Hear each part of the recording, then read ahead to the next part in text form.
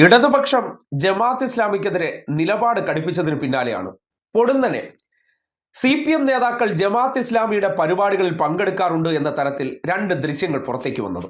ഒന്ന് അരൂർ MLA ആയിട്ടുള്ള ദലീമയുടെയും മറ്റൊന്ന് താനൂർ MLA ആയിട്ടുള്ള V അബ്ദുറഹ്മാൻ മന്ത്രിയുടെയുമാണ്. തങ്ങളുടെ വേദിയിൽ വന്ന് പരിപാടിയിൽ പങ്കെടുത്തതിന് ശേഷമാണ് ഞങ്ങളെ വിമർശിക്കുന്നു എന്ന തരത്തിലേക്ക് ജമാഅത്ത് ഇസ്ലാമി ദൃശ്യങ്ങൾ മാധ്യമങ്ങളിലൂടെ പുറത്തേക്ക് വിട്ടത്.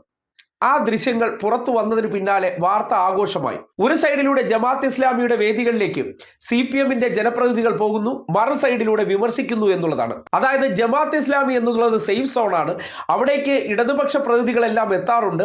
അവർ തങ്ങളെ വിമർശിക്കുന്നത് അത് ദുരുദ്ദേശത്തിന്റെ അടിസ്ഥാനത്തിലാണ്, ഞങ്ങളുമായി ചങ്ങാത്തത്തിലാണെന്ന് വരുത്താനാണ് ശ്രമിക്കുന്നത്. അതിന്റെ ഭാഗമായിട്ടാണ് ഇന്നലെ ദലീമയും ഒപ്പം തന്നെ V അബ്ദുറഹ്മാനും ഈ പരിപാടിയിൽ പങ്കെടുത്ത ഈ രണ്ട് ദൃശ്യങ്ങൾ പുറത്തേക്ക് വന്നത്.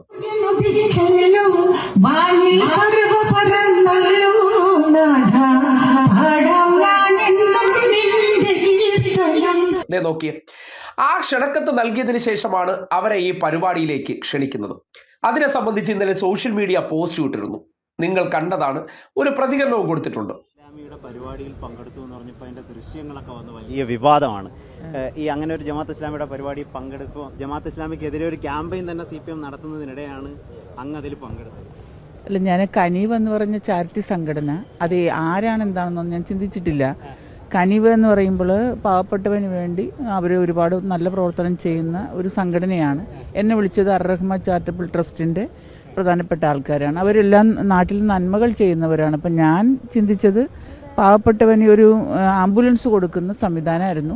ജമാഅത്ത് ഇസ്ലാമിയുടേതാണെന്നൊരു അറിവ് അങ്ങനെയൊന്നും ഞാൻ ചിന്തിക്കാറില്ല. കനിവ് എന്ന് പറയുന്ന സംഘടനയാണ് എന്നെ വിളിച്ചത്. ജമാഅത്ത് ഇസ്ലാമിയെ ബന്ധപ്പെട്ടതാണെന്നുള്ള അങ്ങനത്തെ ചിന്തകളൊന്നും എനിക്ക് പോയില്ല, അതൊന്നും എനിക്കറിയില്ല. കണ്ടല്ലോ, ഒരാളടുത്ത് കനിവ് എന്ന പേരിൽ വരികയാണ്, പിന്നിൽ ആരാണ്? ജമാഅത്ത് ഇസ്ലാമിയാണ്.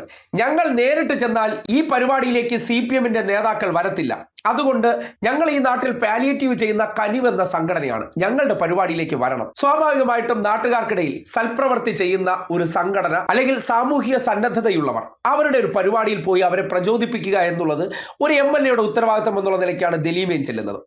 അതിനപ്പുറത്തേക്ക് V അബ്ദുറഹ്മാന്റെ അടുത്തേക്ക് ഇവർ ഏത് പേരിലാണ് ചെല്ലുന്നതെന്ന് ഒന്ന് കേട്ടെ. ജമാഅത്ത് ഇസ്ലാമിന്റെ ഒരു പരിപാടിയില്ല, അത് സക്കാത്ത് കമ്മിറ്റി ഉണ്ടാകണം. ഇപ്പോൾ മലപ്പുറം ജില്ല പോലുള്ള സ്ഥലങ്ങളിൽ ഇപ്പോൾ റംസാനാണ്, ആയിരക്കണക്കിന് ഇത്തരത്തിലുള്ള സക്കാത്ത് കമ്മിറ്റികൾ ഉണ്ടാവും, പ്രവർത്തനങ്ങളാണ്. അതിലൊന്നല്ലേ ഉള്ളൂ. അതിൽ ജമാഅത്തെ ഇസ്ലാമിയുടെ ഒരു പങ്കാളിത്തത്തോടു കൂടി നടന്ന പരിപാടിയിൽ ജമാഅത്തെ ഇസ്ലാമിക്കെതിരെ CPM ക്യാമ്പയിൻ നടത്തുമ്പോൾ അങ്ങ് പങ്കെടുത്തു എന്ന രൂപത്തിലുള്ള ചർച്ചകളാണ്. നോക്കുമോ, അത് പ്രാദേശികമായി അവർ സംഘടിപ്പിച്ചൊരു ചടങ്ങ്, പിന്നീടാണ് അതിൽ അത് സ്റ്റേറ്റ് കമ്മിറ്റി എന്നുള്ള ലെവലിൽ വന്നു. അവിടെ പോയി ഞാൻ അവിടെ പറഞ്ഞ കാര്യം നിങ്ങൾ കേട്ടതാണ്. വേറെ നിലപാട് പറഞ്ഞു, ഒരു അത്തരത്തിലൊരു സ്ഥലത്ത് പോയി എന്താണോ നമ്മുടെ നിലപാട് അത് പറഞ്ഞല്ലോ, അത് നിങ്ങൾ കേട്ടും ചെയ്തല്ലോ. കേട്ടല്ലോ, അവിടെ എത്തിയപ്പോൾ ഇവർ സക്കാത്തായി. ഒരിടത്ത് കനിവ്, ആലപ്പുഴ എത്തിയപ്പോഴത്തേക്കും കനിവ് മുസ്ലിം നാമധാരിയുമായിട്ട് യാതൊരു ബന്ധവുമില്ല. ഒന്ന് ശ്രദ്ധിക്കുക, ദലീമ എന്ന ക്രിസ്ത്യൻ MLAയുടെ അടുത്തേക്ക് കനിവ് എന്ന പേരിലാണ് ജമാഅത്ത് ഇസ്ലാമിക്കാർ ചെന്നിരിക്കുന്നത്. അത് മലപ്പുറത്തേക്ക് എത്തുമ്പോൾ അവർ സക്കാത്തായി മാറി. അപ്പോൾ ഓരോ ഇടങ്ങളിലെ വേഷപ്പകർച്ച മനസ്സിലായല്ലോ. അവിടെ ചെന്നിട്ട് അദ്ദേഹം നിലപാട് പറഞ്ഞു, അതായത് ചെല്ലുമ്പോഴാണ് അറിയുന്നത് ജമാഅത്ത് ഇസ്ലാമിയാണ് അതിന്റെ പിന്നിലെന്ന് അറിയുന്നത്. അതിന്റെ അടിസ്ഥാനത്തിൽ അദ്ദേഹം നിലപാട് പറഞ്ഞു എന്നും കൃത്യമായി പറയുന്നുണ്ട്. ഇടതുപക്ഷ സ്വതന്ത്ര MLA ആണെങ്കിലും പാർട്ടിയുമായിട്ട് അദ്ദേഹത്തിന് അംഗത്വമോ അല്ലെങ്കിൽ ഒരു പാർട്ടി പ്രവർത്തകനല്ല, കോൺഗ്രസിൽ നിന്ന് അദ്ദേഹം നേരെ ഇടതുപക്ഷത്തിന്റെ ഭാഗമായതാണ്. അപ്പോൾ ടാർഗറ്റ് ചെയ്താണ് ഇവരെ രണ്ടുപേരെ അവിടെ വരുത്തിച്ചിരിക്കുന്നത്. ഇതിനുശേഷം ഇവർ എന്ത് ചെയ്യുകയാണ്? വിദഗ്ധമായി വീഡിയോ റെക്കോർഡ് ചെയ്യുകയാണ്. എന്തിനാണ് ഈ വീഡിയോ റെക്കോർഡ് ചെയ്ത് സൂക്ഷിക്കുന്നത്? എപ്പോഴെങ്കിലും ഞങ്ങൾക്കെതിരെ ആരെങ്കിലും സംസാരിക്കുകയാണെങ്കിൽ ഞങ്ങൾ ഇങ്ങനെ കാപട്യത്തിലൂടെ ഇവരെ ഞങ്ങളുടെ വേദിയിൽ എത്തിച്ചതിന് ശേഷം അതിൻ്റെ വീഡിയോ റെക്കോർഡ് ചെയ്തതിന് ശേഷം ആ ഫ്ലെക്സ് ബോർഡിൽ ജമാഅത്ത് ഇസ്ലാമി എന്ന് കൃത്യമായിട്ടുണ്ടാകും. അത് കാണിച്ചുകൊണ്ട് ഇവർ പറയുന്ന വാചകങ്ങളെ ജനം വിശ്വസിക്കാതിരിക്കുകയും ഇവർ പറയുന്നതിനെ കേൾക്കാതെയും നമ്മളാണ് ശരി എന്ന് വിദഗ്ധമായിട്ട് ജനങ്ങളുടെ മുന്നിലേക്ക് ഈ ദൃശ്യം സഹിതം തെളിയിച്ചുകൊണ്ട് ഇവർ നല്ല പിള്ള ചമയാൻ ശ്രമിക്കുകയാണ്. അതുകൊണ്ടാണ് രാഷ്ട്രീയത്തിലെ അപകടകാരികളാണ് ഇവർ.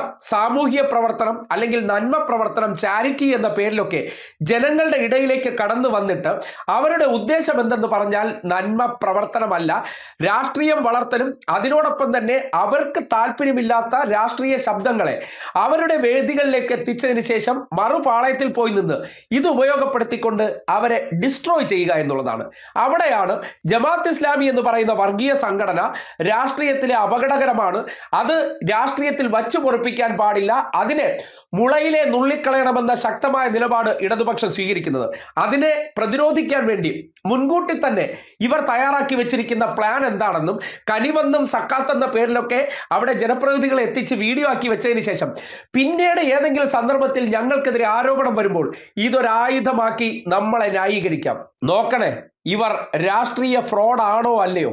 നിങ്ങൾക്ക് ഈ ഒരൊറ്റ പ്രവൃത്തി കൊണ്ട് രണ്ടു പേരിൽ എത്തിച്ചതിന് ശേഷം അത് ജമാഅത്ത് ഇസ്ലാമി വേദിയാക്കി ചിത്രീകരിച്ചു വെച്ചതിന് ശേഷം ഇങ്ങനെ പ്രചരണം നടത്തുന്നുണ്ടെങ്കിൽ ഉറപ്പിച്ചൂടെ? രാഷ്ട്രീയ ഫ്രോഡാണ്. ഇതിനെ രാഷ്ട്രീയത്തിൽ നിന്ന് വന്ധ്യംകരിക്കേണ്ടത് ഈ നാടിന്റെ കൂടി ആവശ്യമാണെന്ന് നിസ്സംശയം പറയാം.